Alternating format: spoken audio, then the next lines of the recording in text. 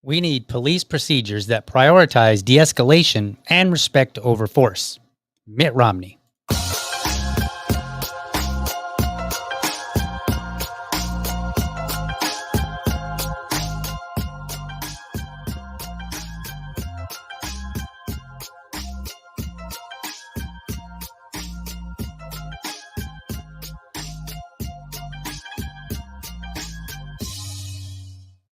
All right. Good evening. I normally say good morning, but we're having a double header tonight. Good evening. Welcome to another episode of the Liberty Dad Podcast, a discussion on politics and culture. I'm your host, DL, America's most objective libertarian. If you're tuning in live, thank you so much for giving me your time this evening. Man, now, if you were with me this morning, woo, wasn't that a trip? Like the comments were blowing up. Some people weren't so happy with me. It happens. It's cool. I don't mind. I mean, like I would like it if I said things that everybody was like, wow, that is so great, DL. Brilliant. But that's just not the real world. So it's okay. Come at me. Say what you got to say. I can handle it. I ain't scared. Okay. And it's not just because I'm behind a microphone. I say what I got to say, even in person. I like to tell people all the time, if you think I'm a little bit rude online, which I'm usually not, I can actually be meaner in person. So I got that going for me. So anyway, yes, that Liberty lady back again. And she was like, the chat was cray this morning. It so was. So if you missed this morning's show, what I did was you might have heard about this fella named Nick Fuentes, leader of like the Gripers or whatever. It's a far right wing kind of guy. And he was being very critical of the Black community in general. And then just kind of ascribing kind of like all these characteristics, qualities, and behaviors to black people and being very critical. And so I was like, all right, let's offer a little bit of balance to this. And so I did, right? Because, that's what I do. That's how I earned the name Most Objective Libertarian. And if you're like, well, how'd you earn it? I bestowed it upon myself. So anyway, tonight we're back at it again. And you might be wondering, like, why are you streaming in the evening? Don't you have better things to do? I mean, I guess I could go play Minecraft, right? I don't really, like, my wife and my son are out of town. I'll be catching up with them over the weekend. They're out of town for a couple of weeks, about a week and a half. And so it's just me and grandma. And so I was like, you know what? Let me get some more stream time in. I could use the hours and the time for Rumble, and so, it doesn't hurt. So I'm trying to grow the channel. So why not? I like working. So whatever. And there are just some hot topics to talk about. So here we are. So first topic tonight, or not the first, but the topic tonight that we're going to talk about is, you may have heard about here in Jacksonville, some stuff is blowing up. So let me put this up on the screen for you guys, and then we'll read this. Let me zoom in a little bit more so that you can see it. So this is from Reuters. Video showing Florida deputy punching Black man goes viral. And it sure did. Okay. So let's see what we say. So if you're not caught up, This will give you some insight into what happened. Then we're going to look at some video and we're going to talk about it. So, civil rights advocates condemned the sheriff's department in Jacksonville, Florida, after a video of officers punching a black man and throwing him to the ground during a February traffic stop went viral. Wish that little feedback button was out of the way. Can I get that out of the way? That's good enough. All right. William McNeil Jr., 22, recorded the video as he sat in the driver's seat of his car after deputies pulled him over. In the video, he asked to speak to supervisors and questions why he was stopped. That sounds normal, right? Let's see, that's just a ad. An officer then smashes the driver's side window, orders McNeil to exit the car, and hits him in the face. Another officer pulls him from the vehicle, throws him down to the ground as other deputies surround him. U.S. media outlets reported the video on Monday and Tuesday after McNeil posted it on social media. Jacksonville Sheriff T.K. Waters said the public should not rush to judgment, and that right. I understand that he's got to say that, but come on, man. This is the day of the internet. That's like, we wake up and we look at our phone and we're like, how can I judge somebody or something today? That's just how it works, for better or for worse. Anyway, should not rush to judgment, and that officers had asked McNeil several times to come out of his vehicle. McNeil's lawyers and civil rights group Black Lives Matter said the video showed police brutality. This should not have happened, Black Lives Matter said on X, but the police have never treated black people like human beings. Waters told reporters that review. Now, it's funny that they say that because they're like, the police have never treated black people like human beings. Our sheriff is black. So I don't know if his police force treats him like he's a human being or not, but just pointing that out. And you'll see in a minute when we play the video. Waters told reporters that reviews of the incident were ongoing, but the state attorney's office determined that none of the officers violated criminal law. Waters added that D. Bowers, the officer who broke the car window and punched McNeil, was stripped of his law enforcement authority pending the outcome of the reviews. McNeil was arrested and charged with resisting arrest, marijuana possession, driving with a suspended license, not wearing a seatbelt, and not having headlights in bad weather, court records cited by ABC News showed. He was sentenced to and served 2 days in jail, the report added. In a police report, Bowers said McNeil was reaching toward an area where there was a knife. I mean, we haven't got into the video yet, but really? Like, this, I feel like this is the police go-to. All right? Like, they're like, I saw him reaching for a gun. And then, like, they shoot him and they kill him, whoever it is. And then they go and search the body and they're like, oh, there's no gun. He was reaching for, like, his wallet.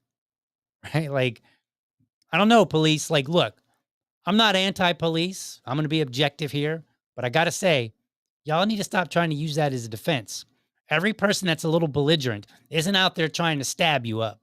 Okay? And we're going to talk about that because I got some things to tell you and show you.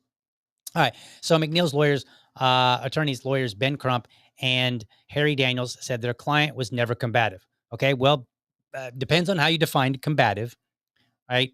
And we're going to see because we're going to play the video. So that's a summary of what happened.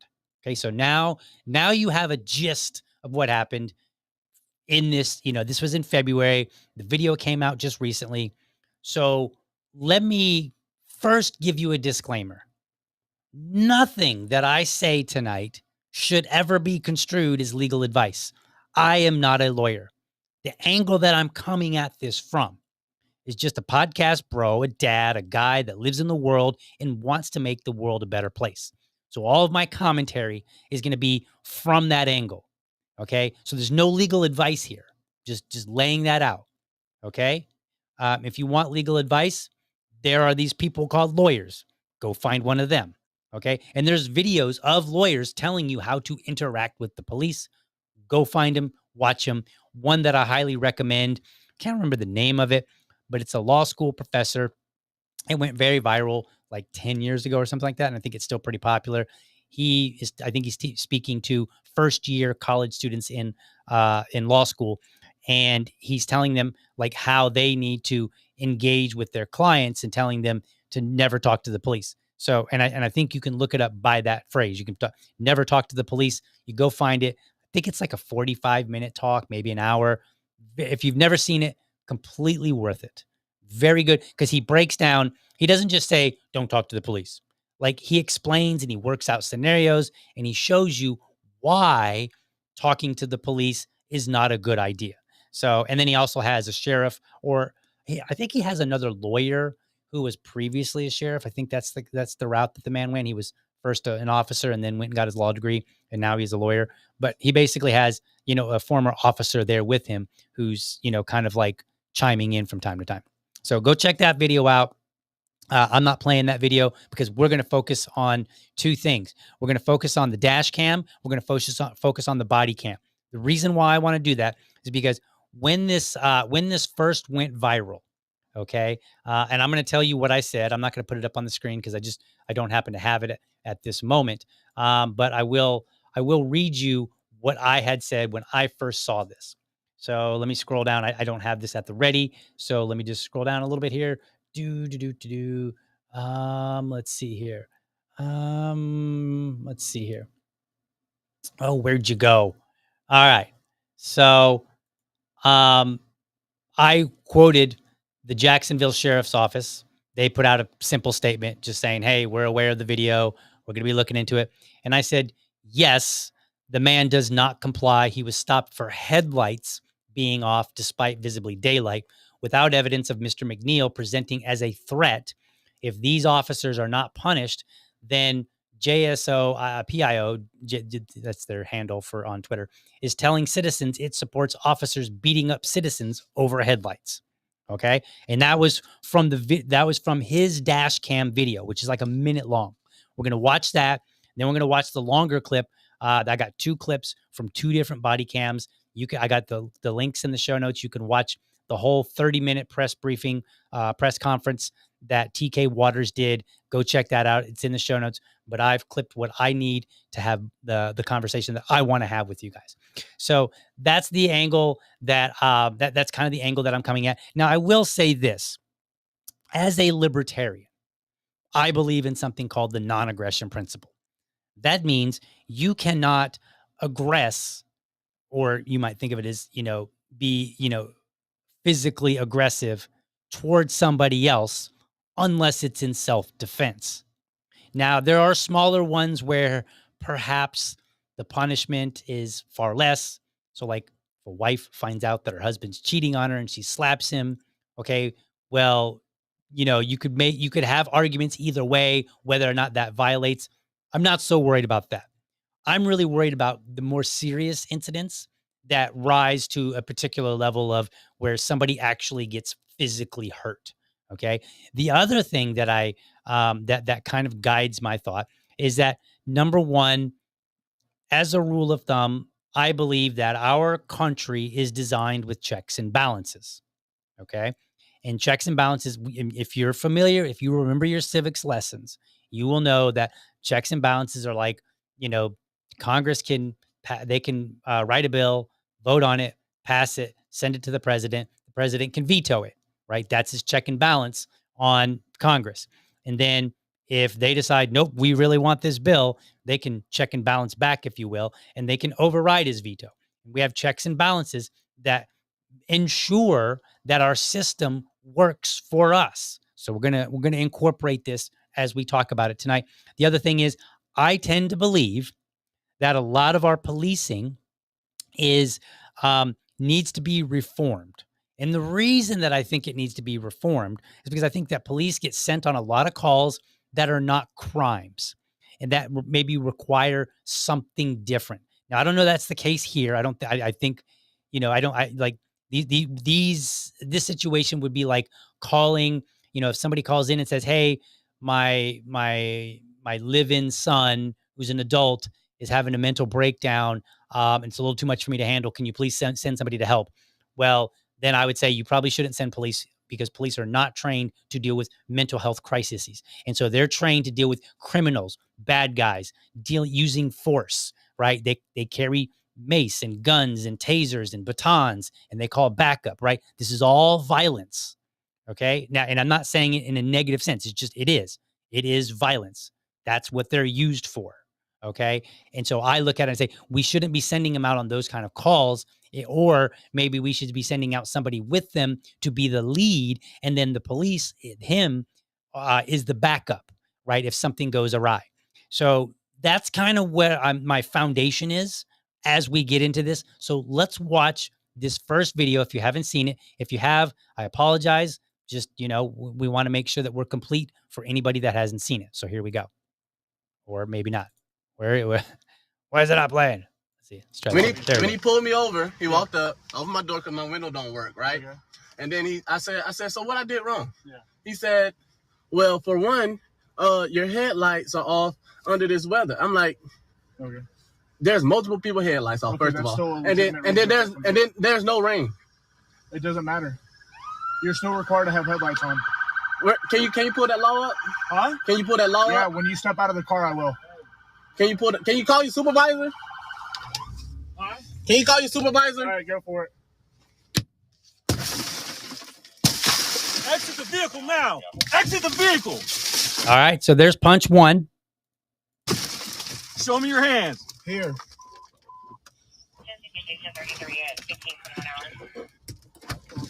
I'm here. What is your reason, sir? What is your reason? Step out now. All right. No, don't.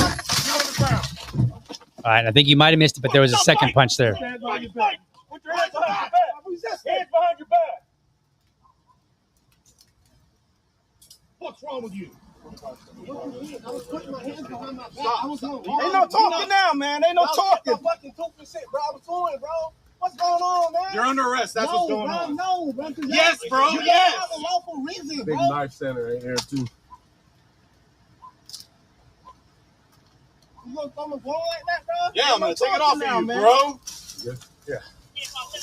And I'm just trying to have a regular conversation with y'all, bro. That's not how it works. Too late. It ain't no too late. When they asked you to step out of the vehicle, you should have done that shit. So your partner didn't even ask. Marijuana in his right pocket. Yes, it is. So why close the door if you see him pull up? Because, man, what you mean? He talking about arresting me and stuff, bro. I didn't do nothing. It's called resisting, idiot. I didn't do nothing wrong, sir. Can you back me up to the car so I can lean up? All right, so this video is about over. All right, so that's his video, okay?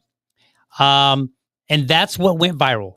Now, if you watch that video, like in one moment, he's literally talking to, you can't see it, and I'll show you a different video with a different angle in just a moment, but you can't see it. So he's talking to another officer that's kind of peering in to the driver, to the passenger side window, and the officer's talking to him. And then the other officer's like, all right, I'm going to break the window. And then there's like 3 or 4 officers there. And one of them says, go ahead.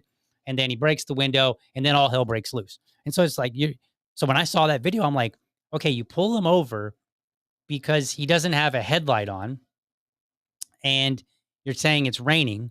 And from the video that I can see, it doesn't look like it's raining, and it looks like it's pretty bright out. It's pretty light out. So I was like, all of that over a headlight? That seems kind of crazy. So at first I was kind of like, I really was taken back. I was like, geez, you guys overdid this. Okay. And then I saw that the JSO, they had a press conference, and I listened to TK Waters, and then I watched the videos. And so we'll get into that. And so then we can start making heads or tails a little bit better, because that was only like a 1-minute clip. Okay. Let me see. Can I see how long yeah, it was 2 minutes. I'm sorry. So it was a 2-minute clip. So before we watch the body cam though, let's listen to TK Waters, because and this clip is about 3.5 minutes. And this is TK Waters talking about the incident, talking about the dash cam, and then he goes into and plays the body cams. Now, what I did was I clipped the more relevant parts out of it. I linked it in the show notes. You can go watch. You can see if I clipped too much. I don't think I did. I think I'm being extremely fair in the amount that I clipped, but I try to keep it down so that we're not playing the whole 30-minute video. Okay. So here's TK Waters talking about the viral video. Then we're going to go and we're going to look at the body cam, and then we're going to make heads or tails of it. So let's check it out. Where's everything? Before I deliver the currently available information and play the relevant body-worn camera, I want to be clear about something. Yes, there absolutely was force used by the arresting officers, and yes, that force is ugly. But as I've said many times before, the reality is that all force, all violence is ugly. Okay, let's stop there for just a second. He is 100% correct. we need to come to terms in our society that violence is an ugly thing. The threat of violence itself is not ugly, but that's basically what it is. The threat of violence is basically the threat of ugliness, right? Like there's no such thing as threat of violence, and it's like, oh, that's no big deal. No, and especially with the police. Okay, so I'm 100% on board with him right there. All right, but we're gonna have some disagreements. You'll see. And just because force is ugly does not mean it's unlawful or contrary to policy. Okay, I agree there. And the same actually applies to citizens. If you break into my house and I use force against you, let's say I shoot you and I kill you, that's force. That's ugly. Even if you deserved it for breaking in the house and threatening my family, right? It's still an ugly thing. There's nothing good about it. We should not feel excited about it. We might feel good that, hey, I defended my family, but it shouldn't go any further than that because violence is ugly. But it does extend to us as well, right? So yes, there are times when I might use violence and I may be in the right. The same can be said of police officers. They can use violence and they could be in the right. If I'm upstairs with my whole family and we hear somebody break in downstairs and we barricade ourselves into the bedroom, and then I call police and then I just yell downstairs, like, don't come up here. I got a gun. I will shoot. Right. And they're downstairs rummaging through stuff, trying to steal stuff, whatever, ignoring me, whatever. Right. And the police show up. Right. And then the police come in to grab the bad guy and they end up getting into a firefight and they shoot the guy and they kill him. That's violence and it's justified. Right. So you understand. So we want to make sure that we understand that, yes, violence is ugly, but sometimes it's justified. Let's continue. But moreover, I want to provide the public with some background information pertinent to this incident. Since January 1st, 2025, Jacksonville Sheriff's Office has been involved in 38,805 traffic stops. Even as I speak, that number is climbing. The overwhelming majority of these tens of thousands of traffic stops were made without incident. After this traffic stop on February 19, 2025, McNeil was arrested for resisting a police officer without violence, driving on a suspended driver's license, and possession of less than 20 grams of marijuana. Okay, let's pause here for a second. So we're going to work backwards. Number one, his possession of marijuana, don't care about. Like, as a libertarian, if he wants to have marijuana for his consumption or to sell it to somebody, and we're all talking about consenting adults, don't care. Now, there may be laws prohibiting it. I think those laws are immoral. End of story, right? The drug war has long since failed. It is time to get rid of it entirely. So I don't care that he had marijuana. And then he said, what else did he say? I should have written this down. This traffic stop on February 19, 2025, McNeil was arrested for resisting a police officer without violence, driving on a suspended driver's license. Oh yeah, driving on a suspended driver's license. Okay, not a big fan of that. If I buy a car, let's say I spend $20,000 on a car, and then I want to drive it, I should be able to drive it without getting permission. I think that's absurd. Okay, but it is the law. It's where we are, so I get it. Right? You could get in trouble, but let's recognize that driving on a suspended license is not a crime in the sense that most people think of crime. If I am moving to a new city and I were to start inquiring about the levels of crime in a particular area, I'm not inquiring about who's driving without a license. I'm inquiring about robberies, break-ins, murders, so on and so forth, right? So I think it's fair for us to kind of split what we think of as crimes. Now, libertarians look at things and we say, if there's no victim, there's no crime. I have said before, I will say it again. You cannot commit a crime against the government. You can only commit a crime against individuals. Okay. And so the government's saying, well, we've got this law that says you have to have a license. You have to go pay money to get this. I don't see that as a crime against any, because who would it be a crime against? The DMV worker, the governor, the mayor, city council? Who specifically is that a crime against? Nobody, right? Furthermore, somebody could be without a license and they could be a perfect driver. And then there are people that have licenses and they're terrible drivers, right? So the idea that a license will somehow make you a better driver is just silly. So I reject the idea, but at the same time, I recognize that these are the laws that we have to work with. Okay. But I think it's worthwhile to say we should have a distinction. And then you have this first one where he was arrested for resisting without violence. That's basically like if they say, put your hands up, and you put your hands up, and they're like, put them behind your back now. And you put them behind your back, and they walk up and they cuff you, and you politely walk in, and you're just like, Martha, please call the lawyer. Right. Like that would be like, hey, you're not resisting. But if you're like, I've seen videos where the officers are like, stop resisting, stop tensing your muscles. Okay. That's considered resisting. Not complying with their commands. That's considered resisting. Okay. Now, I'm not going to try to spell out everything I like and don't like. I think that there is a time and a place for, like throwing the book at somebody and saying, hey, you were resisting. If somebody's tensing their muscles up, but otherwise not putting up much of a fight, in my opinion, I would say I don't consider that much of a resistance. If a person is like, if an officer's like, hey, I'm going to arrest you, and then they try to grab your hand and handcuff you, and then you're jerking your hand away and you're pushing the officer away, okay, now you're resisting. It's very clearly resisting. Okay. So for me, this is where I'm coming from. Again, not legal advice. I'm telling you my opinion based on the society that I would like to have, based on my perspective of what I see the police and how I see they should function. Okay. Now I want to get to something that TK Waters said before this. And he said some 38,000 traffic stops occurred between January 1st and I think he said this incident, right? Or in some many months. Okay.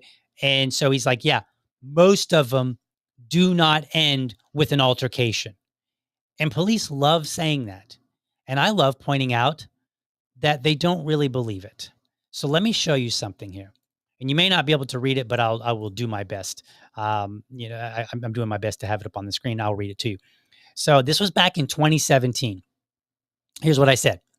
Saw an interesting comment suggesting police policies might need reviewed if they can so easily be manipulated into killing someone. I agree. I don't remember what that was referring to because it's 2017. But here's the important part. I had the opportunity to have coffee with a cop a couple of months ago with officers at Jacksonville's sheriff's office. It was a good conversation, but I was disappointed at one point. So what they did was they had this, and they might still be doing it, but they had this, hey, let's go have coffee with a cop. We'll set up at a coffee shop, and then you come down, you can just sit and talk with us and, ask us whatever questions you want. We'll do our best to answer. So I was like, oh, well, at the time, I can't remember what I was doing, but I had the availability. So I was like, I'm going to go and sit down and talk with these guys. So I did. It was a good conversation, but I was disappointed at one point. In response to stories like this, and it was some altercation that officers had where I felt like they were being, I think the story was that the officers were walking up to a car and they were overly aggressive. They were walking up and they were like, sir, get your hands on the steering wheel now, blah, blah, blah. And they were like barking orders and yelling at them and they had their hand on their gun. And you're like, dude, you just stopped me. You haven't even figured out what's going on, right?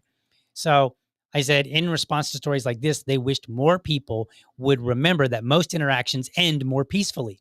I asked if they were willing to reciprocate and not themselves be tense during encounters, knowing most citizens would cause no harm. Okay? I want you to think about this.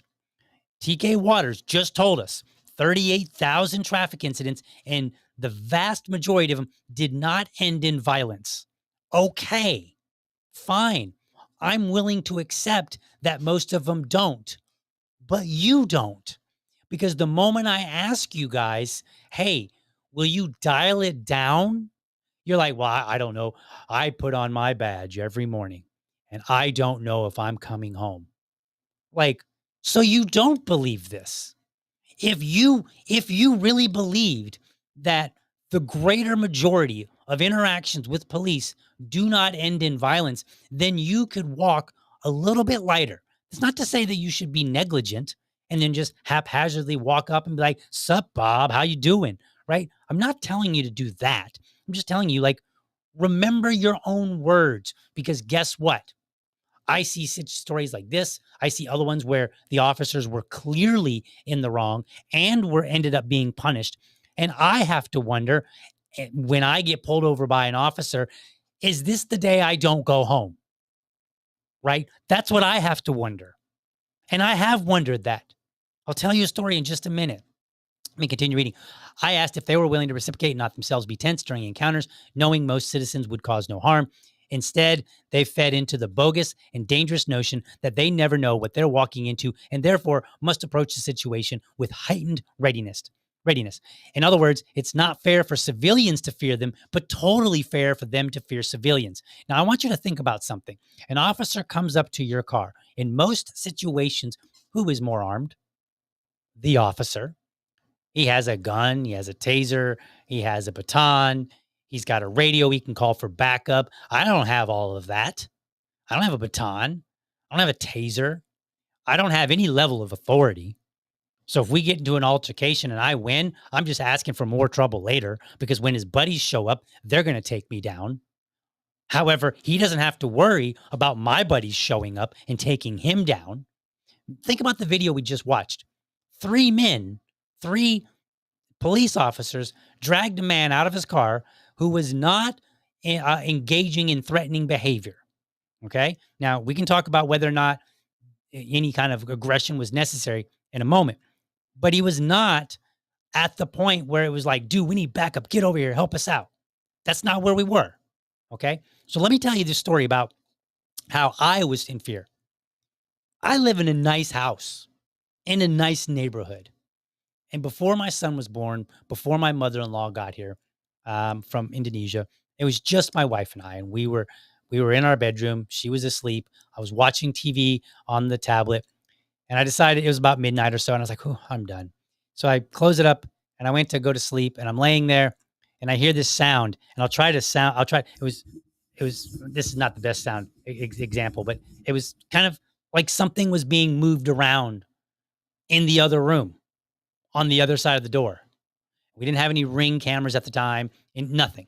So my only option was either to stay in the room or go peek out. And I was like, well, sounds like somebody's out there searching for something. And I don't want to alert them that I'm awake because I don't know if there's one of them out there or 5 of them. I don't know what's going on. Or if it's nothing, if it's like a chipmunk, I don't know. Okay. So I wait a minute. I get up close to the door and I'm putting my ear up to the door and I'm listening because I'm trying to determine, like, should I be worried or not? And I just couldn't figure it out. And there was no way for me to know. So eventually and I don't know how long it took, maybe 5 minutes. I don't know. But after a couple of minutes, I decided, better be on the safe side. I'm calling the police. So I duck into the closet and I call the police on my phone and I'm whispering because I'm trying not to wake up my wife, because the last thing I need is somebody to wake up out of their sleep and go, "Huh, what's wrong?" really loudly, right? So I'm in the closet. I did come out of the closet. Just trying to make a joke, guys. But I was in the closet and I was whispering. I'm like, "Hey, I think there's somebody I think somebody has broken into my house. I'm not really sure, but I'm hearing some noises that I've never heard before in the other room." And so the lady starts getting all my information. She's like, "All right, where do you live? Blah, blah, blah. Are you safe right now?" "Yes, I'm safe," et cetera, et cetera. "Okay, don't leave the room. Stay in there. We're sending officers. Stay on the phone with me." I'm like, "Okay." So I stay on the phone. And here's the weird thing. When you call 911, it doesn't seem to stay in the record of your phone log, because I tried to go back later and look and see how long I was on the phone and it wasn't there. I guess that's a safety measure, but I don't know how long I was on the phone. It felt like an hour. It was probably like 4 minutes or 5 minutes or 7 minutes or something. Probably it wasn't that long. So eventually she's like, "All right, the officers are on the scene. They're walking around the house," and I could see some flashlights, outside the window. We had our drapes closed and all that, but I could still see flashlights. And then she said, "Sir, please go out and open the door for the officers. They've checked. They haven't seen anybody. They don't see any open doors, but they're gonna do a walk through the house." I'm like, "All right, cool." Then she said the scariest thing to me ever. She said, "Sir, what do you look like so I can communicate that to the officers?" And I was like, then it dawned on me. I was like, "Oh shit. I just called armed men to my house and told them that there might be somebody in there that doesn't belong. And they don't know who I am or what I look like." So now I'm all like, I never, it's funny because I remember what I was wearing. I was like, "I'm wearing black pair of shorts, white shirt. I'm bald. I've got glasses on. I'm like 5'3". I'm a scrawny guy. Like my nails are washed. I'm like naming everything I can think of for her to communicate to these officers. Because the last thing because I've seen stories where an officer shows up to somebody's house, thinks there's a prowler inside the house. It's the homeowner walking around and they shoot him, right? I'm like, I don't want this to happen to me, right? So there is me. I called the police, yet I'm the one that's now afraid. So if you're an officer and you're watching, please get it through your thick head that we, citizens, have a reasonable, respectable fear of being shot by you, if nothing more than mistakes happen. Okay? So I frantically tell her everything. I get out. The first thing that I do, I rush over and I start flipping on every single light that I can. So I'm like, it's me. I own this house, right? My wife is awake by that time. And so I go in, I open the door, they walk around and they're like, we don't find anything. We didn't find anything. There's like 4 of them and they were huge. These dudes were big. And so they go around, they check out the house, check out the closets, blah, blah, blah. And then I'm in the kitchen and one of them's in the living room. And he's like, we don't see anything, sir, but your dog is over here getting into some food. And I was like, what? So I walk over there. We had left a canister of macadamia nuts. And then it dawned on me. And I was embarrassed because I was like, pretty sure that's the sound I heard. That my dog had the bottle. It was like a plastic bottle of macadamia nuts. And she was chewing on it to try to get in it. And while she was chewing on it, it was rubbing on the floor. She's chomping on it. It's making all this plasticky sound, which is not something that I'm used to hearing. And then I'm in a different room. So then, I'm obscured by walls and whatnot. And so now I'm embarrassed because I'm like, God, how embarrassed. So I tell that story. I tell both of those stories because I want it to be clear. I'm not trying to beat up on the police. Okay. But I want them to understand. You don't get to just say, hey, most incidents don't end in violence. So stay cool and don't be worried. It's not how this works. You don't get to say that. And you definitely don't get to say that if you yourself won't lead by example. Remember, you guys love saying this. I'm talking to you, Mr. Joe Police Officer. You guys love saying this. I'm the law, or I'm the law enforcement, or whatever phrase that you want to use. These are things that you say. Okay? Obey me, comply, do all these things. Okay? But we've seen where people have complied and they still got shot because sometimes you guys got an itchy trigger finger, right? Sometimes you say that you announce yourself, but you don't, like the Breonna Taylor case, right? That was disputed. Neighbors even said, nah, we didn't hear him. So you busted in somebody's house, the man shot you, and he was cleared of any charges, although you killed Breonna Taylor. Right. So I see these stories. And even if we assume that it's an innocent mistake, you were just trying to do your job. I don't want to get shot through an innocent mistake. So I'm already nervous the moment you walk up. And then when you walk up and you're aggressive, which I've had experience with, where officers, like I was going to work one morning at 5 a.m. when I was like in my 20s, officer pulls me over and he walks up and he's like, sir, step out of the car slowly. And I'm like, holy shit, what's going on? He was like standing just back behind the car door. I had a 4-door sedan and he was just behind the driver's door. And he's like, sir, step out of this car slowly. Show me your hands. And I'm like, okay. And what had happened was he pulled me over. He flips the lights on me and I'm blinded. I can't see squat. So I flip my rear view mirror. So apparently that's not a good idea. So I flip my rear view mirror kind of like you would do on the highway so that, you still see the lights, but it's not like as bright. And so I flipped it and then he pulls me out and he's like, sir, when you flip your light, your rear view mirror like that, that tells me you don't want to be blinded. As a 20-year-old guy, I was like really working hard not to go, no shit, Sherlock. Of course I don't. Who does? Okay. So then he's like, do you know why I pulled you over? And I'm like, no, I'm wearing my seatbelt. I'm, obeying the law, blah, blah, blah. I'm just on my way to work, sir. Yeah, I know I was talking too much. But I didn't know any better at the time. As many people. So I'm complying. He pulls me to the back. We step back about 5 feet from my car and he's like, what do you see? And I'm like, my car, all my lights are working. I'm like, my car, what am I looking at, sir? And he's like, I had a smoke covered license plate cover that I thought was cool at Walmart and I bought it. Because, who goes to Walmart and thinks if I buy this, I'm going to get pulled over by the police for it? Nobody, no 20-year-old. And so all of that, so he could say, I can't read your license plate. And so this has stuck with me, and I don't hate police, but it stuck with me because I'm like, dude, you came up so aggressive. And their answer is, we never know if we're coming home when I put my badge on for such a dangerous job. But then they turn around, they're like, why are you afraid, Mr. Citizen? Don't you know that 38,000 traffic stops have occurred in Jacksonville between this time and this time, and that virtually all of them have went without incident? Oh, yeah, maybe I should just engage with the police based on knowledge of statistics, exactly like you guys don't do, right? So, no, that doesn't work. So stop saying it. And I will keep repeating it over and over and over until you guys get it through your thick ass heads. Like, that's not how it works. You want to build a rapport with the community so that we don't fear you, so that maybe we're more compliant. Maybe we can have even fewer of these incidents.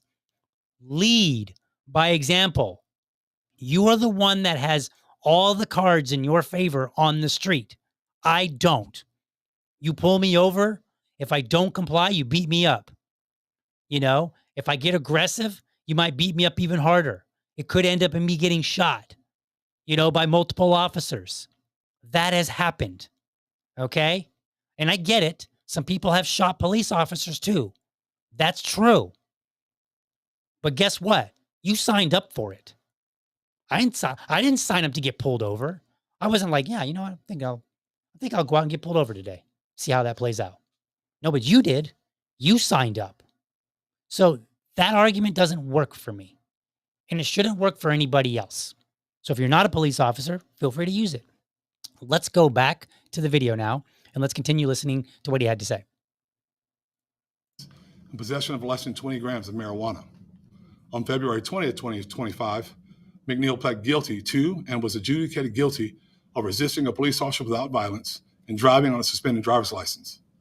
Those pleas of guilty were accepted by a local judge who found them to have been factual basis and to have been voluntarily made by McNeil. After the resolution of this criminal case, McNeil took custody of his cell phone, the one he presumably used to record the footage that was shared on social media, on March 5th, 2025. At no time, February to now, did McNeil contact JSO to file a complaint, nor share with the agency the cell phone footage that is circulated on social media. Okay, let's pause here for just a second. Now, there are two sides to this.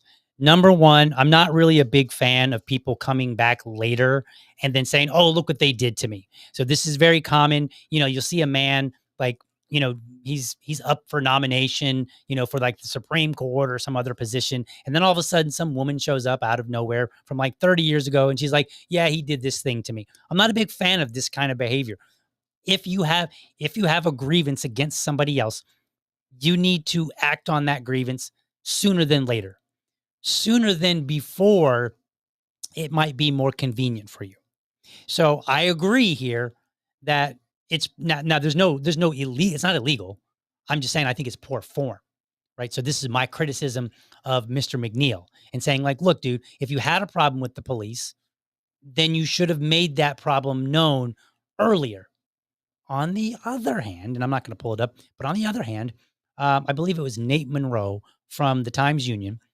He pointed out that back in 2023, the TK Waters himself, and I can't remember what he did exactly, but he basically punished somebody for filing a complaint. And they said, oh, this is a false complaint. And so then they punished the guy. I don't remember exactly what happened. I'd have to go look it up. So our own sheriff's office has they have a history of at least once or twice punishing people that have submitted a complaint. Now, I'm not saying that's why McNeil didn't. Maybe he just didn't think about it. Maybe it got to him after a while. Maybe one of his friends really convinced him, like, dude, you need to sue. You can get lots of money. There's a bazillion reasons why. Some of them would be legitimate reasons. Some of them may not be. I don't know. I'm not going to speculate. But I am going to say, if you have a complaint against your government, your police, or anybody for that matter, file it sooner than later. Because people like me, our eyebrow gets raised a little bit higher the longer it takes. So if it's 10 years down the road and you finally come out, and you weren't like a child or something, like there's not some extenuating circumstance for which says, yeah, I can understand why you waited that long. Like you just waited that long for what reason, it seems pretty convenient or whatever. My eyebrow gets raised and I start questioning whether or not you're being honest, right? I question it. And then of course I don't think that it's much there's a lot of relevance to him pleading guilty necessarily, because he could have talked to a lawyer and the lawyer could have said, dude, if you plead innocent and this goes to court, you could get a harsher sentence. So plead guilty and get the lesser sentence. Okay. That happens all the time. So the idea that just pleading guilty all of a sudden means that the police did nothing wrong, that doesn't work for me either.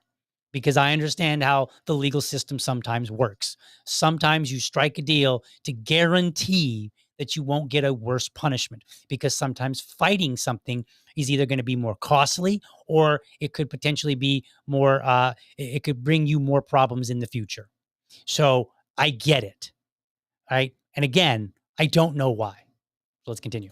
As I said earlier, immediately upon becoming aware of this footage, JSO began a criminal and administrative investigations into the incident. Had McNeil filed a complaint, JSO would have started this investigation at that time. But we were not aware of this allegation or of improper use of force before this weekend.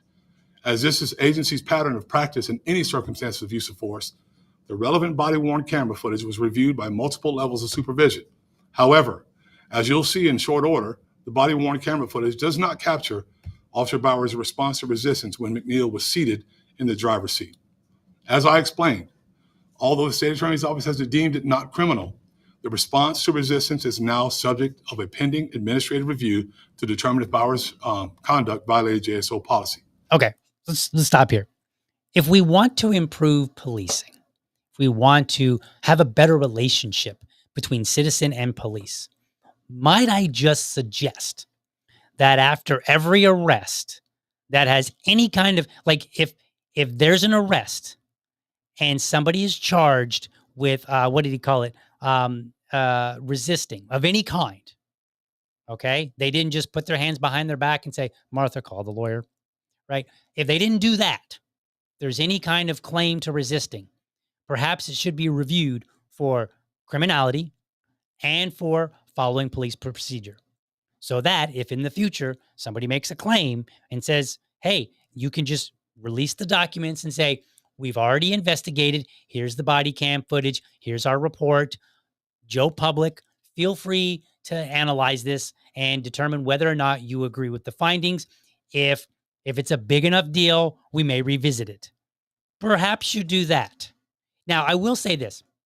When TK Waters got into office, he did start, there's like, you can go to their website and they have a separate site for transparency. I think he literally calls it the transparency site. I appreciate that. And they put out a lot of stuff out there to try to be transparent. I love that. I think that's great. Government, and I've said this before, the number one thing that we should expect from our government is transparency. You give us the information that we want, right? Or need to know so that we can actually, and I'm going to say this lightly, very loosely, so that we can trust you. Right? Now, I'm never really going to trust you, but maybe we can temper it where I'm like, trust but verify, right? That wouldn't be so bad if you could get us there. And we can say, hey, they're pretty straightforward about putting out as much information as possible and nothing ever appears to be hidden. So I know that they're going to put out the information on this as soon as they're done analyzing it.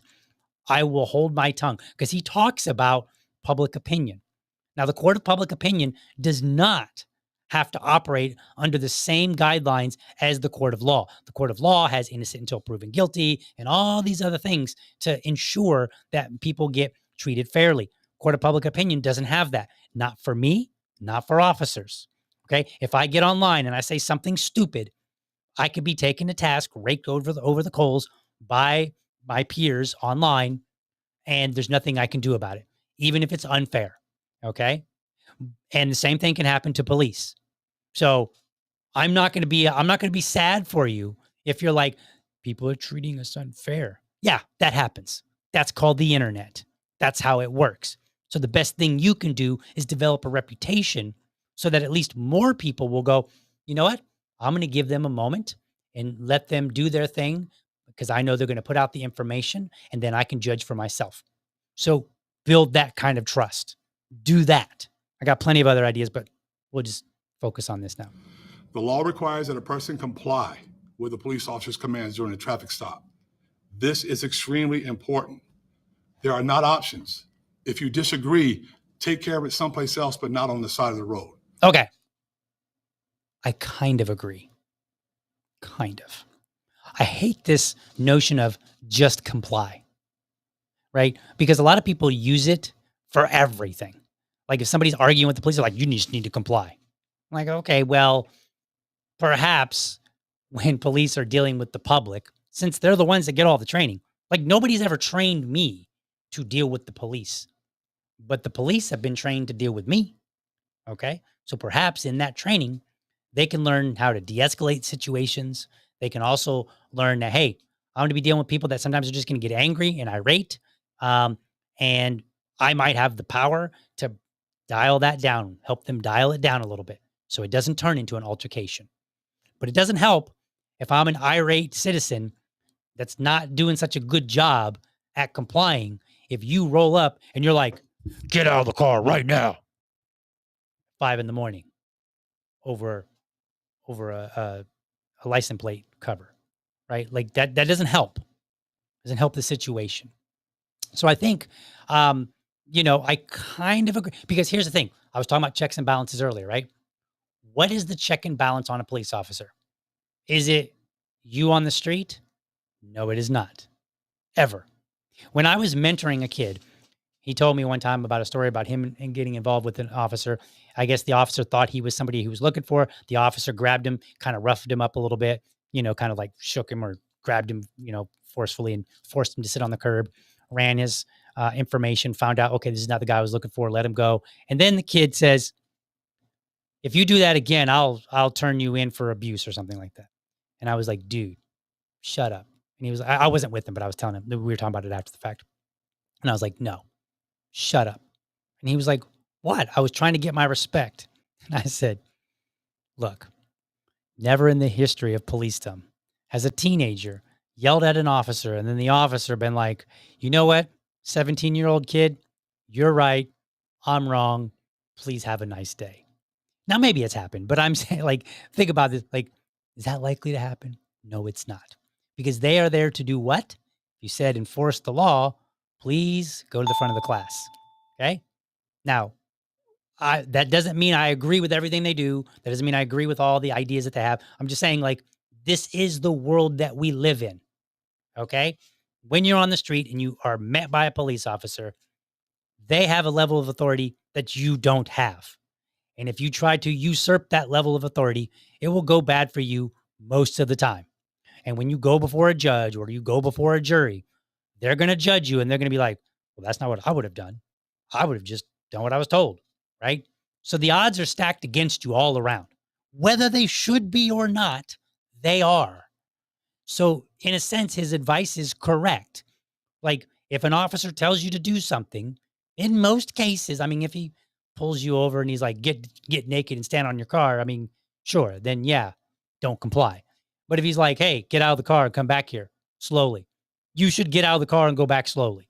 Okay. And if you want to be argumentative about it, well, as long as you're doing it, then you will have my support. And I'll be like, well, you can run your mouth. That's not illegal, but you should still do what you're told because you do not have the level of power that they have on the street. And it doesn't matter whether they should have it or not. They do. Who does have the power, though, is a judge and a jury and lawyers. So you should fight that fight in court. And the less you do on the street to make yourself look bad, the better off you're going to be when you get to court. Because the first thing that happens when the jury sits down, they look and they go, he might have done something. He's probably guilty. There's a good chance he's guilty. Otherwise, why would he be here? It's very natural human behavior. And that was told to me by a lawyer, by the way. But this is very natural human behavior. Okay? It doesn't mean that's the right thing to do. You know, we have to live in the world that we're in. And so, yes, you should comply, especially if they tell you you are under arrest. Because, like, you can say, am I being detained? Well, then I'm going. If they say no, right? I'm not, that's not legal advice. I'm just saying, like, that's one thing, that's one way you may behave. Okay? But at the moment they say you're under arrest, just know anything that happens after that is them trying to enforce that arrest. So if you are resisting, you're not doing what you're told, they're coming with what? Force. Because enforcing the law, the word is literally right in there. Enforcing, right? Force is right in there. Chris Rock said, I wish I had the clip. I should have got it. I didn't think about it. Chris Rock made a joke a long time ago. He had a little skit and he was like, how not to get your ass beat by the police. It's really old. And in there, he said, never run from the police. He said, everybody knows if the police have to chase your ass, they're coming with a beating. And that's true. The more they have to fight you to do what they're trying to accomplish, the more physical they're going to get about it. Okay? So I kind of agree. But I'm not a big fan of, like, you're not going to see me get online and be like, he should have just complied. I don't say that. I don't like that phrasing, but there is some truth to it. No one enjoys being the subject of a traffic stop. That's true. There are times in which citizens dispute circumstances of their stops. Yes. But the law is clear. A person must comply with an officer's commands, even if that person disagrees with that officer's reason for the stop. I mean, think about it. I disagreed once I learned about why the officer was pulling me over my license plate cover. I disagreed with that at a certain point once I figured out what the hell he was even talking about, why he was even pulling me over, right? But there wasn't much to do about it because he had control of the situation. And if for some reason he lost control, he's going to use force to gain it back. So again, fight the fight where somebody has the power to rebuke the officer because it's not you. Within 21 seconds of his civil stop or civil traffic infractions, driving without illuminated headlights during the rain or failure to wear a seatbelt, McNeil refused to provide stopping officers with his driver's license and registration. Okay, that is the law. Every lawyer will tell you that, yes, you have to give that information.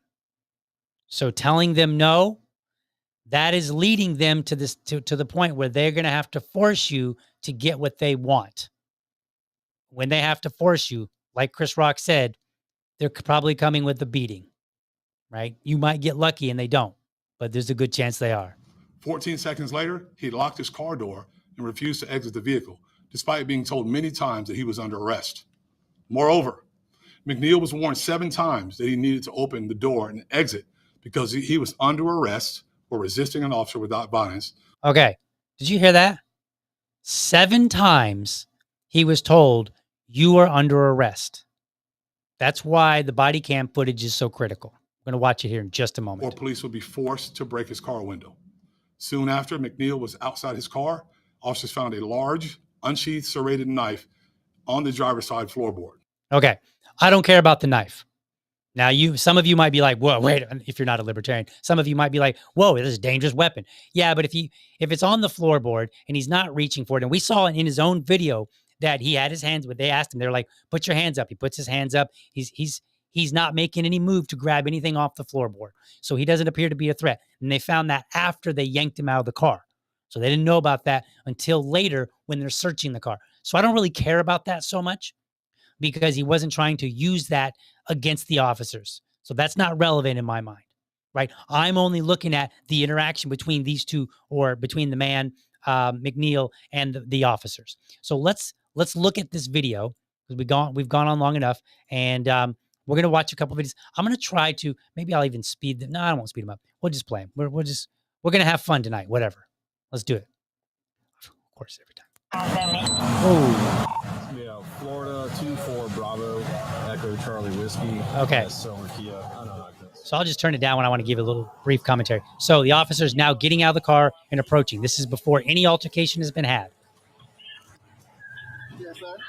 Is there a reason why you're popping the door open like that? I don't have a window that works. Okay. Is there a reason that you're pulling me over? Yeah, absolutely. There's a reason why I'm pulling you over. For one thing, inclement weather, you don't have your lights on.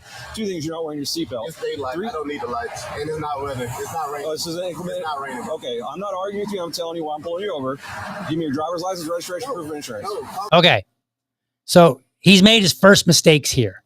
Now, opening the door, cool. I'm good with that. You open the door, the officer's like, hey, why are you opening the door? They get suspicious about that kind of stuff. And he's like, look, my window won't roll down. Okay, cool, fine. We're good with that.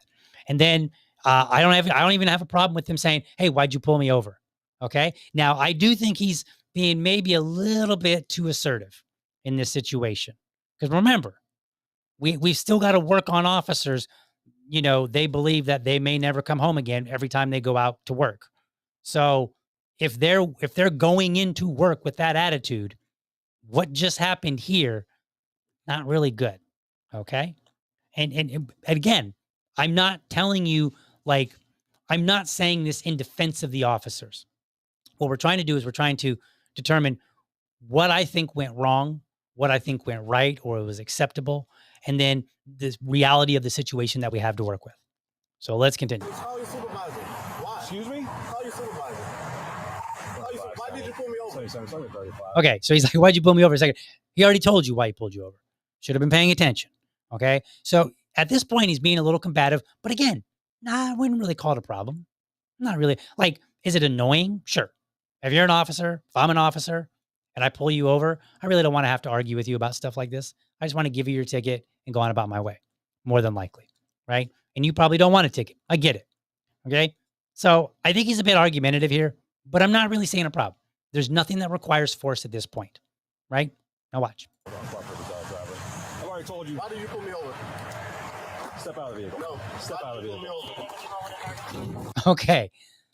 I think in this particular case, he's made a huge error. This is if the police have to come chasing you, they're going to come with the beatdown. Okay. He told him, get out of the car. All right. Now I didn't hear him say you're under arrest. He said, get out of the car. Okay. And then he closes the door and then locks it. Now you've got officers jumpy. Okay. Now, does this at this moment rise to the level of we got to beat him up? No, I don't think so. But you have escalated the situation more than it needed to be. And he did it, right? The officer's standing there talking to him, and he's not, like, it doesn't appear to have drawn on him. He doesn't appear to be barking orders and like, get back in your car, close your door. He's not barking orders. He's like, look, I pulled you over for this reason. I'm not arguing with you. I'm just telling you. Now, there's a comment in here. There is a much longer conversation to be had about pretextual stops. I don't know if this really qualifies as a pretextual stop, but I will say I'm a little skeptical that they really needed to pull him over not having headlights on, because it looks pretty clear to me. Like it looks like you don't really need headlights. I wouldn't have, like, in my opinion, I don't think the officer needed to waste his time here. So pulling somebody over, that, like I said, hey, you're probably aggravating the officer. This is probably agitating the citizen. Why would you do that if you don't need to? He doesn't have his lights on, but we can clearly see that it's still bright enough that you can see a big ass damn car. So I'm not really, like, maybe, and this may be an ambiguous place, right? Where the officer says, like, yeah, I think it was still sufficient. You know, the weather was inclement, sufficient enough that required headlights. You can have that argument. I don't think there's an argument to have. I think it was just fine. I think if he had been driving along, the officer saw him without headlights, he could have been like, whatever, and just moved on. Like, I'm looking for real crimes, people that are a real threat to other people. I don't see this as a threat. So for me, that's a negative on the police officer. So we've got, he opened the door. He's being a little bit combative verbally. Not a big deal. I'm not too worried about that. I'm not going to give McNeil, I'm not going to ding him for that, but I will ding him for when he says, get out of the car, closing the door and locking it. Because now you've basically just asked, you said, hey, come get me. It's kind of what you did. But let's watch what happens, because it gets interesting. 25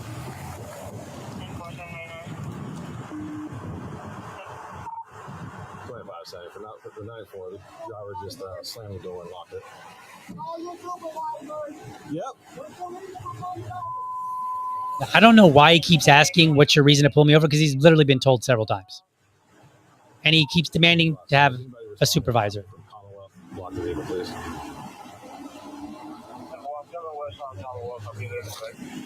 Keep your hands where I can see them, sir. Okay, so this is the point where the hands are up, I believe. I've already told you. Okay. Okay. Right now, you're under arrest for resisting. Okay, so this is and I'd have to go back and listen again just to make sure I didn't miss it. But I think this is the first point where he said, you are under arrest. Okay, so he told him, you're under arrest. When an officer says that, that is the moment when if you resist in any way, they are escalating the actual force that they're going to use. Because now they are trying to literally put you in a squad car, take you down, and book you. Okay? And the way to do that is to get you in the car. And if they have to come and get you, come in with an ass whooping. You understand?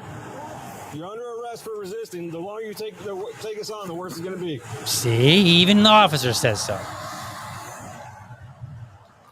Keep your hands where I can see them, sir. Okay.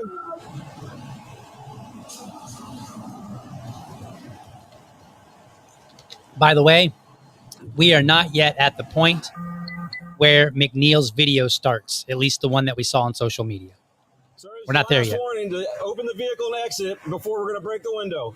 Okay, now they've told him we're going to break the window. Or we are going to break the window. Open the door and exit, or we are going to break the window.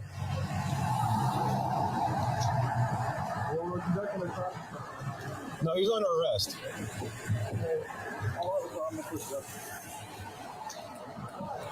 Open the door and exit. You are under arrest for resisting. Okay, he's told him like several times now. Open the door and exit. You are under arrest for resisting. And I want you to notice something. I'm going to pause it here real quick. I want you to notice the officer is not being belligerent. He is giving a command in a command voice, but he's not being belligerent. He's not like, hey, get out, motherfucker. Right? He's not doing that. He's like, look, get out. I'm not going to ask you again, even though he actually does. So he asked him repeatedly to get out of the car. He tells him, you're under arrest multiple times.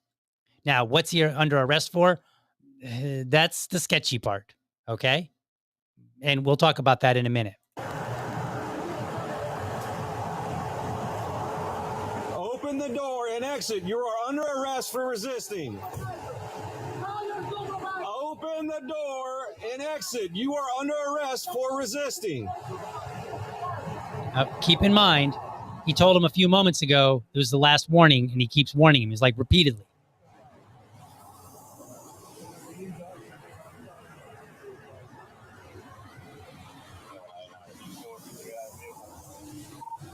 Vehicle's blocked in. He's locked it up. He's putting the window down the fast side to talk to. Okay, so now he's telling whoever he's radioing into, he's like, hey, he's rolled down the window on the passenger side and talking to another officer. So this is about the point where somewhere around here is about the point where in McNeil's video, that's what we see. So McNeil's video misses all 3 minutes of this lead up. It misses all the request or demands, however you want to see it. It misses all of those instances where the officer says, you are under arrest, get out of the car. Okay? All right, now he's grabbing his little device.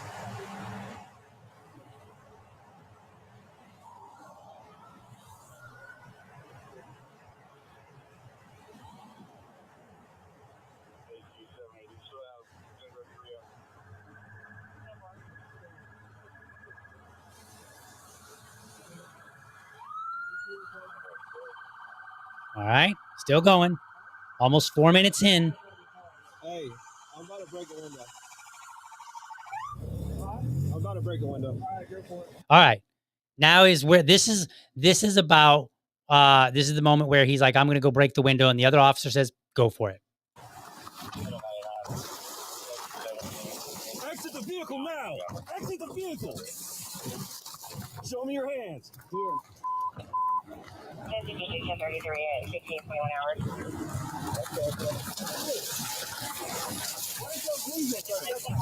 What is your reason? All right, so you can't see it here. He does get punched in the face, or in the head at least. Put your hands behind your back. Hands behind your back. What's wrong with you? What you mean? I was putting my hands behind my back. I was gonna walk. Ain't no talking now, man. Ain't no talking. Fucking talking shit, bro. I'm doing, bro. What's going on, man? You're under arrest. That's what's No, going bro. on. No, bro. Yes, bro. Yes. That's a lawful reason, bro.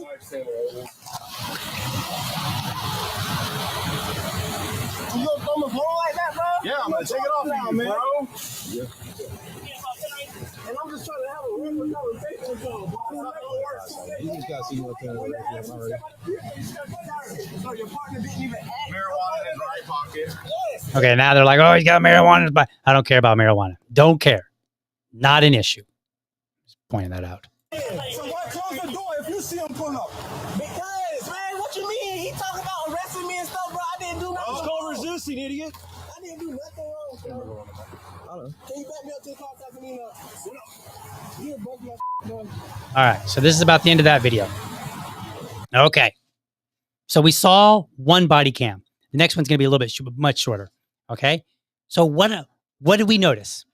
We noticed that the officer pulls up, gets out, and it's like 4 minutes worth of please step out of the car. Please get out of the car. And then at one point, he's like, you're under arrest, and then he's like, I'm going to break the window. Not telling you again. This is going to happen.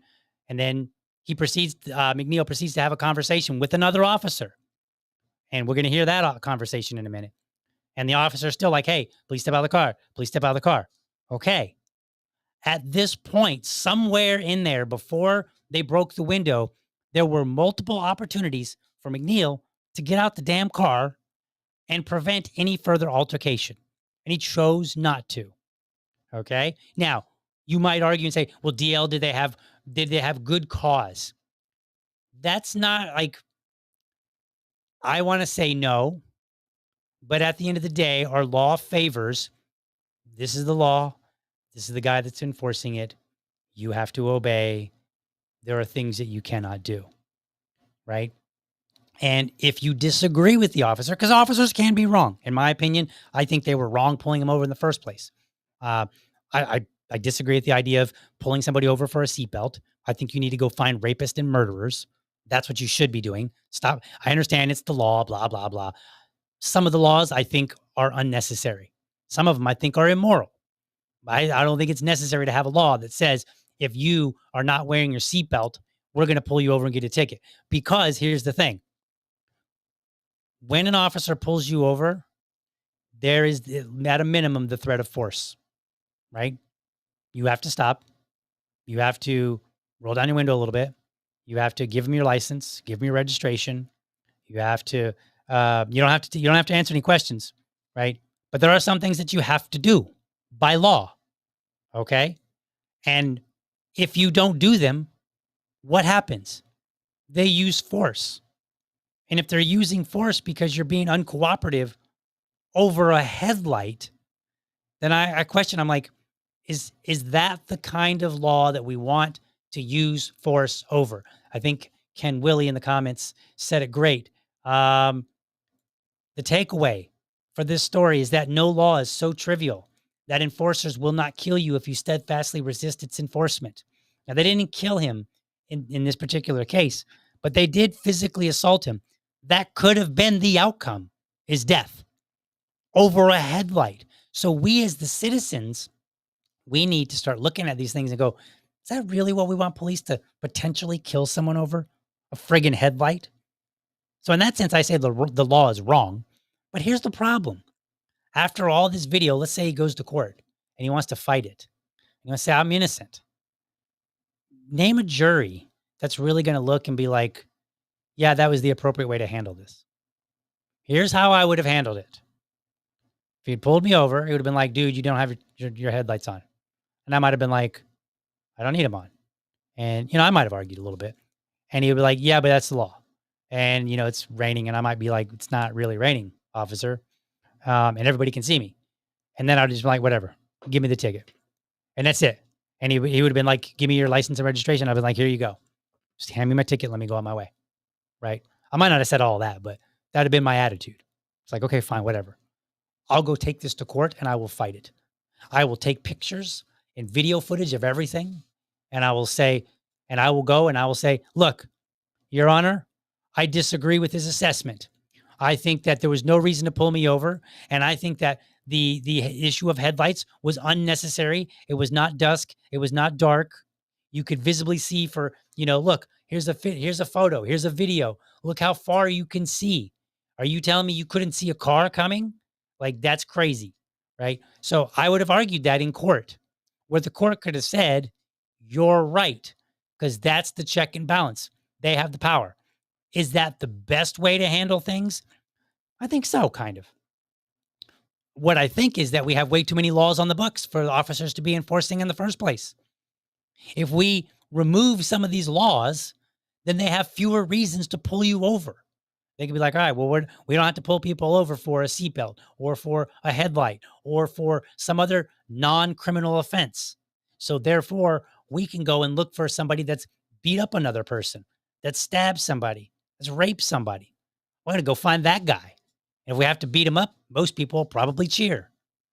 I mean, I'm not suggesting that police should beat up. I'm just saying, like, if it came to that, like more people, like if the police come and they're trying to arrest a pedophile and the pedophile starts, fighting back and then the police end up shooting him. Most people are going to be like, well, no problem there. No loss. Right. So I think the problem isn't so much the officers, because we want them to enforce the laws that are moral. I want them to enforce break-ins, right? Like, come to my house if there's somebody that actually has broken in and take care of them. I want that. And if that means they got to rough them up to get them out of my house, fine. I'm okay with that. But I don't want them to rough somebody up over a friggin' headlight. So the law has to be changed. And you know who's the real problem there? Our legislators. That's a conversation y'all ain't ready for. Okay? So now let's walk through this next video, because I think this adds just a little bit more context on top of it all. So let's take a look. So this is an officer walking up to the passenger side now, and you can hear the other officer that we just watched, continually telling him, hey, you're under arrest for resisting. Not sure that I totally agree with the whole resisting thing, at least not initially. Like when he closes the door and then refuses to come out. I don't know that I would want to call that resisting per se, because I think of resisting as a more active state, like you're fighting, you're pushing him off, you're trying to punch him or something like that. But I guess I can kind of see it, but I'm not a fan of it. Okay. Can you unlock the door and step out? Okay. I will. Can you step out? All right. Notice the tone here. And he's got his arm up there. He's like kind of casual. He's like, dude. He didn't say dude, but he's like, can you unlock the door and come out? Come on, man. That's the attitude the vibe that we've got going on here. Come on, man. Let's not make this any worse than it has to be. That's the vibe that this officer has given, this second officer. Because you don't even know the whole situation. You're being done. There's a traffic stop being conducted. You're required to comply. And I'm required to actually. So, Can I talk? yes. Correct. Huh? Okay. So what did he ask for when he I guess talked to you? When he pulled me over, Yeah. Open my door because my window don't work. Oh yeah. And then I said, so what I did wrong? Yeah. He said, well, for one, your headlights are off under this weather. I'm like, Okay. There's multiple people headlights. Okay, that's still a legitimate reason to pull somebody over. Okay, the officer is correct. I think it shouldn't be, but the officer is correct. In the reality of the world that we live in today, right now, an officer can pull you over if they deem that your headlights are off and should be on, right? They can do that, right? And just want to point out, McNeil stopped when he got pulled over, right? And he knew that he probably was, not doing anything at the time that was illegal because they're, or presumably, because they're trying to pull him over for a headlight and then maybe a seatbelt. Okay, so I can imagine where he'd be like, I'm not really doing anything wrong. I don't know why you're pulling me over. But he did stop. Okay. Which you should, by the way. Don't not stop if you're like, I'm not committing any crime. Fuck him. Don't do that. Okay. That's not legal advice. That's just plain old good wisdom. Okay. But notice that this officer here is very casual in a police sense, right? He's like, look, come on, let's get out of the car. Yeah, that's actually a lawful order. Yeah, you have to do that. Okay, you need to get out of the car. So like while the other guy is barking orders, this guy is over here in a little bit more casual tone, trying to get the man out of his car so they can finish what they're going to do. And they are going to do this. No rain. It doesn't matter. You're still required to have headlights on. Huh? Yeah, when you step out of the car, I will. Huh? All right, go for it. All right. So that's the point where he's like, I'm going to break the window. And he says, all right, go for it. So now 2 officers have spent somewhere in the range of like 5 minutes trying to negotiate with him to get out of his car. That would have been the time where he could get out of his car. He might have got arrested. Okay. But he wouldn't have necessarily got thrown to the ground. Okay. He could have avoided that still. He could have avoided it in the very beginning if he just handed over his registration and his license. So I think there are multiple things. This is a very nuanced situation from my perspective, because I see that there's a problem with the law. I see that we have hired people to enforce the law on our behalf. And some of those laws, even libertarians would agree with and say, that is a good law worth enforcing.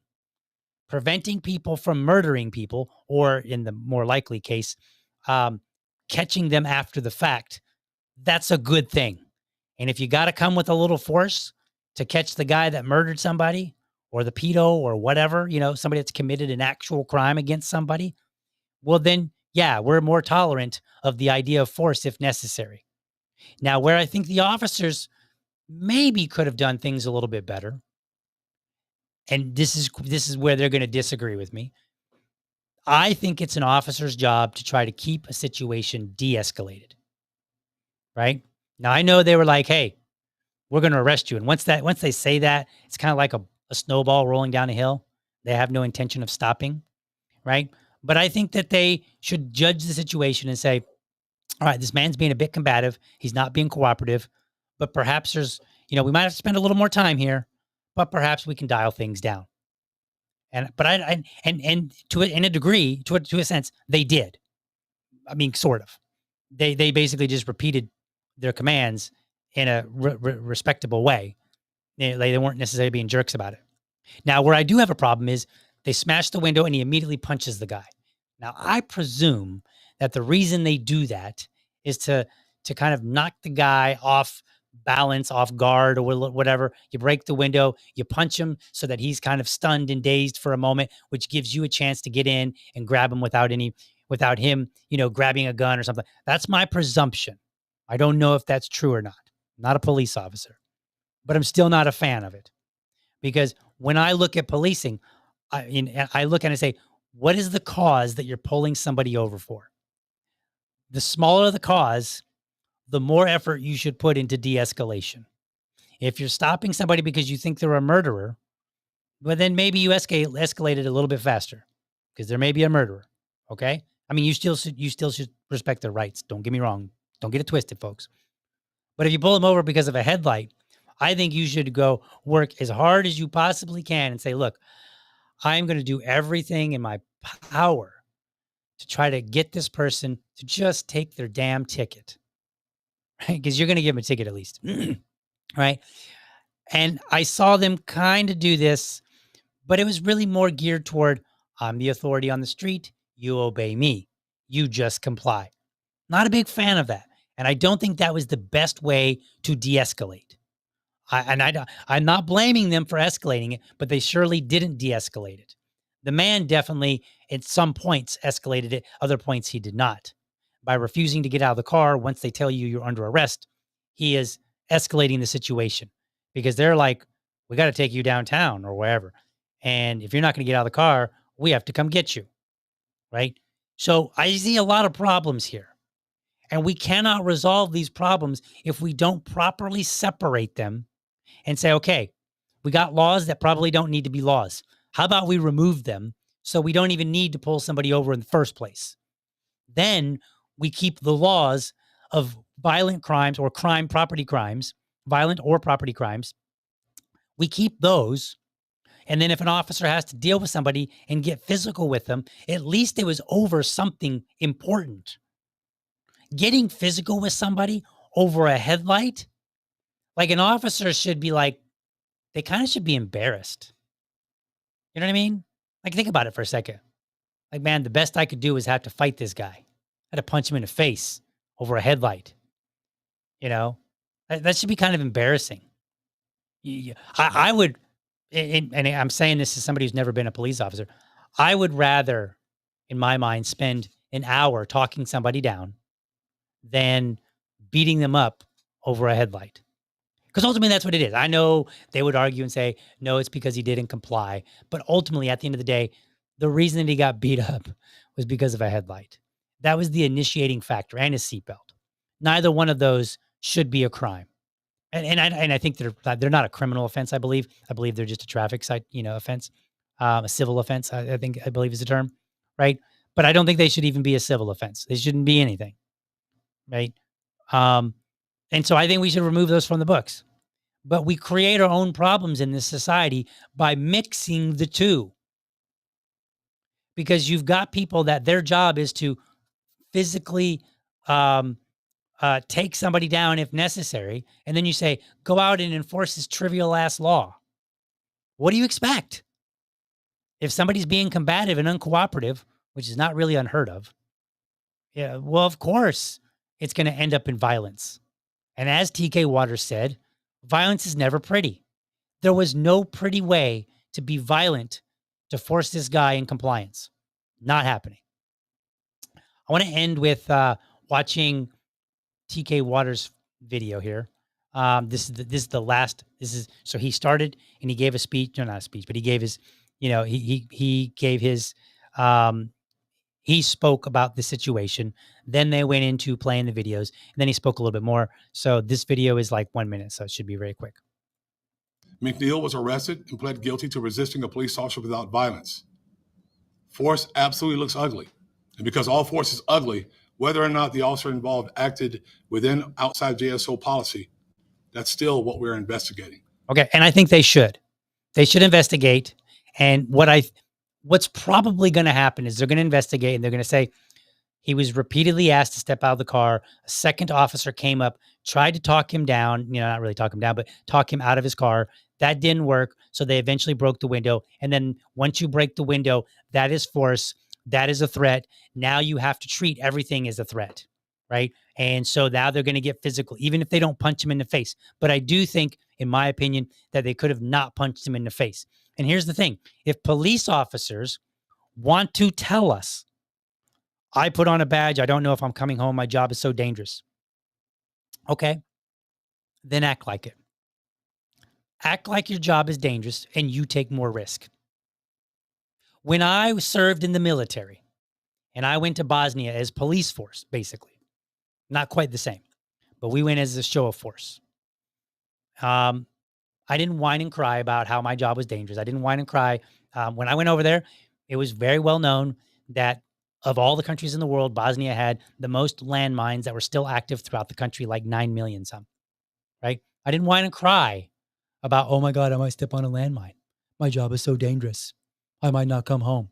I knew I might not come home. And that's the risk I was willing to take. And then I took that, with stride. I said, I'm here to do a job. It's dangerous or potentially dangerous. I don't know what's going to happen, but I'm not going to bitch and whine and cry about it. And I'm definitely not going to use that to be unnecessarily aggressive with people. And we had a couple incidents and they turned out to be nothing and nobody was harmed in any way. Maybe a little bit scared, but they weren't harmed. Okay? And so from my limited experience, I look at it and I say, I don't want to hear I'm afraid, they don't say I'm afraid I don't want to hear I may not come home. Yeah, been there, done that. And you didn't hear me using that as an excuse for my behavior. I said, what are the rules of engagement? Okay, these are my rules of engagement. We weren't allowed to chamber around when we were out walking around, which meant, and we joked about it. We were like, and there might have been one or two of us that did have a round chambered anyway. But we joked about it and said the rules of engagement say we practically had to be shot at before we can even chamber around. That sucked. And we griped about it internally to ourselves. But we didn't use that as an excuse for our behavior. I didn't come back and say, hey, we were looking on the Danube River for child traffickers and we caught somebody that looked suspicious and we chased them down and we scared the hell out of them. And, oh, well, I didn't know if I was coming home. We didn't do that. We said we followed the rules of engagement. We thought there might be somebody. Turns out they weren't. All ended well. That's what happened. That's what I want from our police force, who are dealing with a much less volatile situation. They even said so. Let's listen to the last bit. The state attorney's office, once again, has reviewed the case materials and determined that Officer Bauer's actions are not criminal. Now, JSO will conduct a thorough investigation to determine whether Officer Bowers acted appropriately with respect to JSO policy.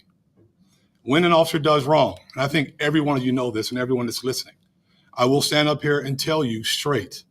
And likewise, when officers justifiably use force, I'll stand up here also and I'll tell you straight. I ask the public for its patience as the administrative process is competently completed. Once we've determined whether Officer Bowers acted within policy or not, I will immediately share that determination with the public. Okay. Kudos to him on this, especially if he does it. I mean, if he doesn't do it, then I'm going to rip into him. Okay. But yes, this is exactly how our government should operate. They should, when they have to investigate, they should say, all right, we're going to do this. We're going to do it quickly and we're going to get you the information ASAP. Yes. That's what we should demand on everything. Any case, right? Except nothing less. So in that sense, I will give him kudos for stepping up and saying, hey, we saw this viral video. We're looking into it. It was previously deemed to not be criminal. We let it go. But I think that they should have already done the investigation every time that there's non-compliance. Every time an officer has to touch somebody aggressively, they should have already done all the homework. That way later, if somebody comes and says, hey, I'm filing a complaint, hey, I'm publishing my video on social media, everybody's going to get mad at you. The first thing they can do is they can grab their paperwork and say, here you go, Joe Public, have at it. We've already done all the work. We believe that this officer was totally in the right, or we believe they were not in the right. Here's what happened to the officer, right? That should already be done. So in that sense, I'll criticize the sheriff's office. They should change their policies and make sure that's up front every single time. The moment they have to lay a hand on somebody, one single finger in aggression, then yes. I mean, if they're like helping escort you, maybe not. But if they're like, get over here and they grab you, that should be investigated. And they should look at it. That should be part of their policy. And they should already have it at the ready so that when the public gets angry, we can feel like, hey, you know what? You're a step ahead of the game. You have nothing to hide. And I'm not saying they do. I'm just saying, you, the police, you are no more subject, how do I want to say it? You are no more exempt from the court of public opinion than I am. Let me put it in very harsh terms so it's very clear. If I got up on here and I said, look at these two niggers up here, blah, blah, blah. And then my audience was like, dude, what the hell? And they judged me harshly. I'm not exempt from being judged harshly by the court of public opinion. And I will have to deal with that, fair or unfair. Same thing applies to our government. Actually, even more so, because unlike the government, I don't have the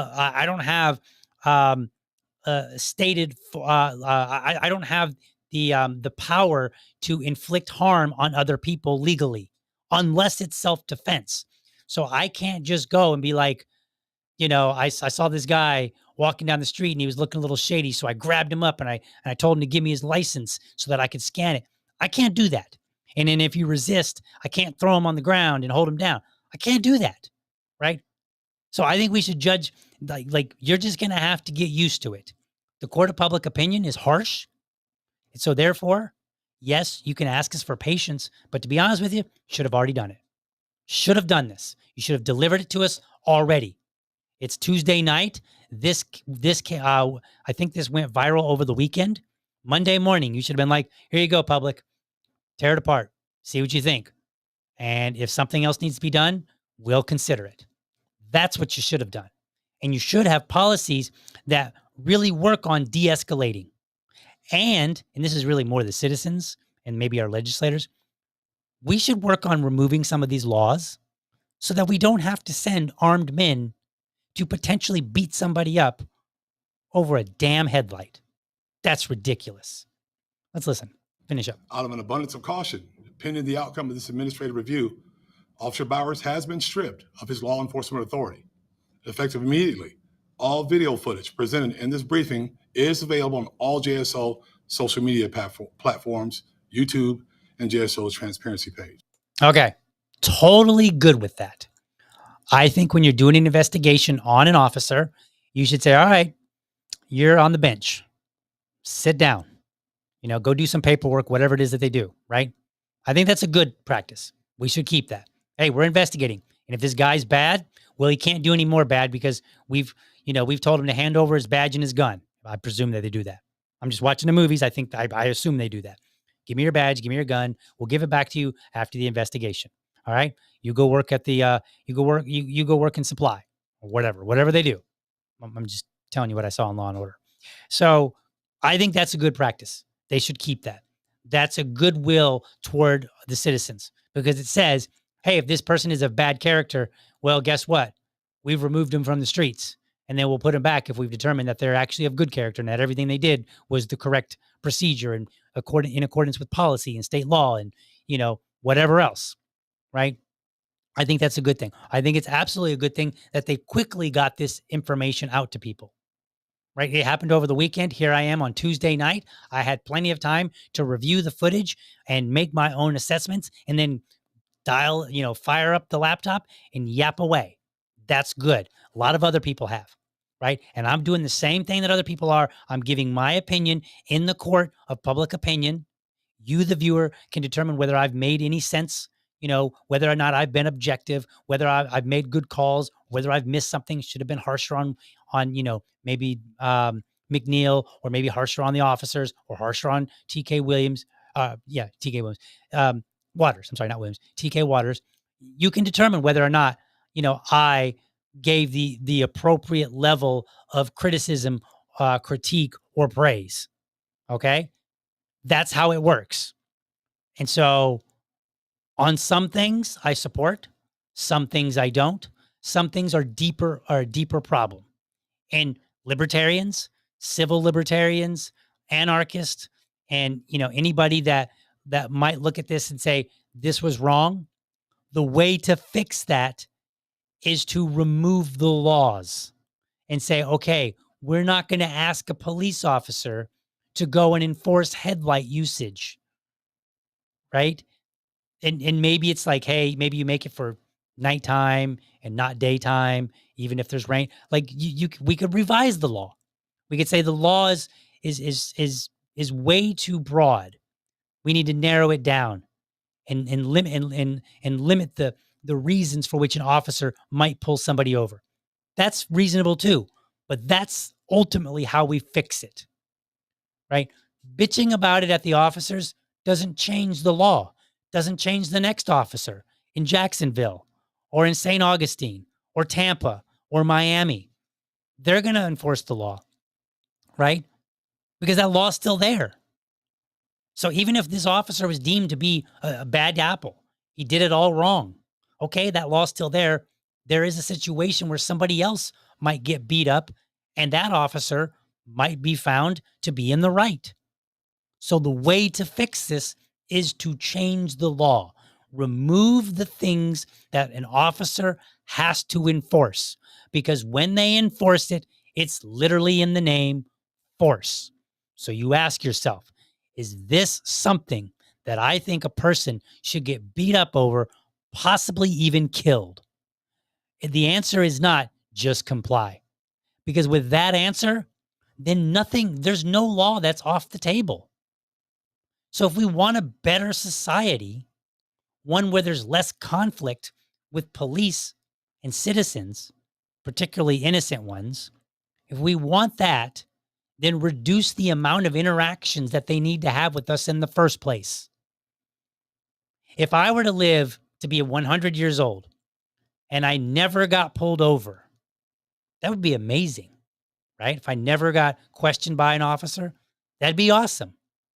And that would also kind of be a sign that maybe they're, either I was really, really good or didn't get caught, or hopefully I lived in a society where we only put an officer in a position to enforce the most necessary laws. Think about it. Is a headlight the equivalent of a murder? No, it is not. But yet, they're still going to have potentially the same level of force for both of them. All right, let's check out some of the comments here real quick. See what you guys are saying up in here. Yeah, they said that he wasn't wearing a seatbelt, but they undid his seatbelt when they pulled him out. Yeah, I think that was questioned. And see, this is part of it. Like, he can pull over, put his camera on him, give him the registration and the license that he has, go to court and say, Your Honor, they pulled me over for not wearing my seatbelt, but here's my dash cam. I was clearly wearing my seatbelt, right? Does the officer have any evidence to the contrary? No, he doesn't. Well, in this court of law, hopefully you guys are objective. I mean, I wouldn't be that snarky to a judge, but point being, you would have evidence to say, no, I was, and then you could take video footage of the sky and of the road and say, Your Honor, I dispute whether or not I needed to, the weather was such that I needed to have my headlights on. That's where you have that battle. Because you're just simply not going to win on the street. It's not, our system isn't designed that way. So we need to stop treating it like it is. And we need to reform it. Let's see. What else? Joe Hanush says, narrator, the officer did not follow proper procedure. Might not have. I don't know. That was my best James Earl Jones voice. I don't know if it was any good or not. He might not have. I don't really know what the procedures are, but I can tell you that I wasn't a big fan of, if the procedures include what I saw, I'm not a fan. I think they can improve the procedures. But I think more than improving the procedures, we need to remove the law from the books. Because, again, even if we had better procedures, you still have the potential use of force that can come with up to and including death to enforce this law. So I think we should remove it in the first place and just not have that interaction. That's, to me, the better answer. All right. That's it, folks. That's my show. Hope you enjoyed it. Hope it made sense to you. Hope you feel more, knowledgeable about this situation. And hopefully I made a good case. But you can let me know sometime. Just, drop me a line, send me an email, reach out to me on social media. Let me know. But for now, I got to get out of here. So I will see you guys tomorrow morning.